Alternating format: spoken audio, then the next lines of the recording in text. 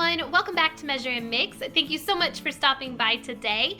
We are going to get started on a DIY in just a minute, but first I wanted to share with you guys that today is officially my 1-year anniversary here on YouTube, and I just wanted to say thank you guys so much for all of your support and kindness you have shown me this past year. I really appreciate it, and I just wanted to show my appreciation by doing a special giveaway. I have created some merch from teesprings.com, and I have created just some t-shirts and some sweatshirts, some different apparel, also a few home decor items as well. And I wanted to give the option to 2 lucky winners to pick out one item from my merch store to win. So the rules for this giveaway are really simple. You just need to be subscribed to my channel and hit that notification bell. The second rule is you do have to live within the United States. I'm sorry, but unfortunately I cannot ship outside of the US at this time. And then lastly, you just have to go to my merch store at teesprings.com, and I will leave that linked down below in my description box, as well as right here so you guys can see it. And you can go over there and check out the merch that I have available, find one item that you would like, and then come back to this video and comment on the video telling me what item you would like, what color you would like, and then also if it is a piece of apparel, what size you need. And that is it, guys. So I hope you guys like what I've created and you participate in this giveaway because I really appreciate each and every one of you. So anyways, with all of this being said, let's go ahead and get started on the DIY, which is a farmhouse sign that I made for my bedroom.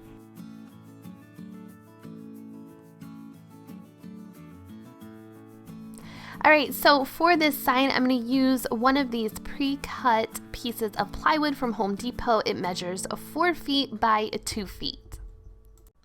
Then I'm just going to paint the front and sides of this piece of plywood with some white linen chalk paint by Rust-Oleum, and it only took 1 coat to cover. While the white paint was drying, I cut 4 pieces of 1x2s, 2 pieces that were 4 feet long and 2 pieces that were 20 inches and 1/8 inches long. And then I just took some sandpaper and lightly sanded each one of them. And then I used my natural stain by Varathane and gave each one of these boards a coat of stain on the front and the sides. After the stain and paint were done drying, I just turned the 1x2s over parallel to each other, and then I placed the piece of plywood upside down on top of those 1x2s and lined them up so they were flush to the edge of each board on those sides. And then I came back with my nail gun and nailed both sides down.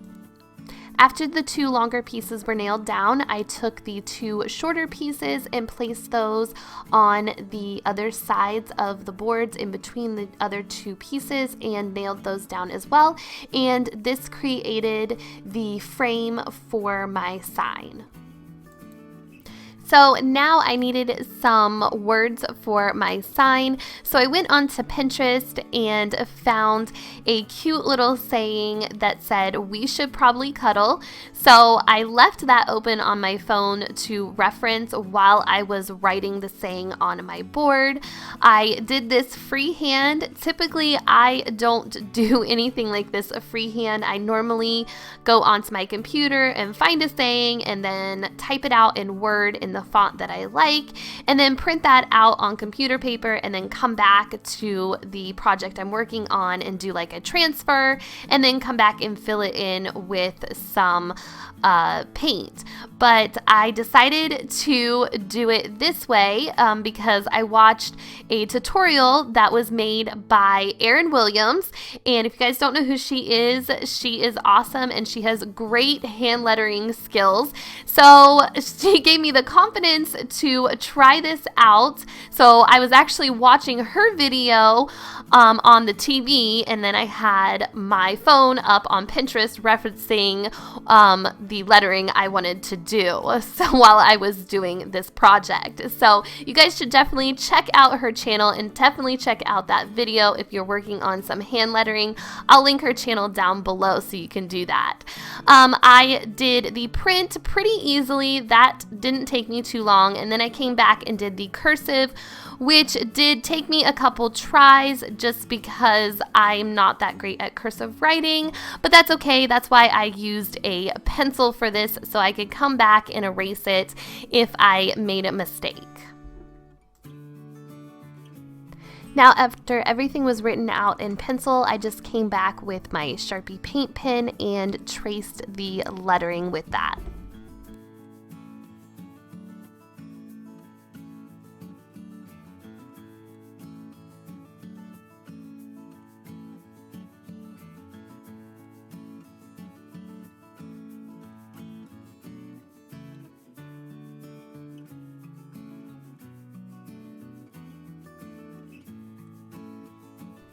This is definitely the part where my letters started to come alive and look more nice. So I have Erin to thank for that, because I watched her tutorial a couple times to figure out how to do this the right way. It still is not perfect, and you can also see I have a few smudge marks there from the paint pen, but I'm going to go ahead and fix that. I went back with an eraser, and I'm just erasing the pencil markings that I had left over there, and then I am fixing the smudge marks just with a little bit of the chalk paint and a small brush. And that is it. I love how it turned out. Like I said, it's not perfect, but it is exactly what I wanted, and I couldn't be more happy about it. So I hope you guys like this. Make sure to give this video a thumbs up if you did, and don't forget to enter into the giveaway, and I'll see you guys next time. Take care. Bye-bye.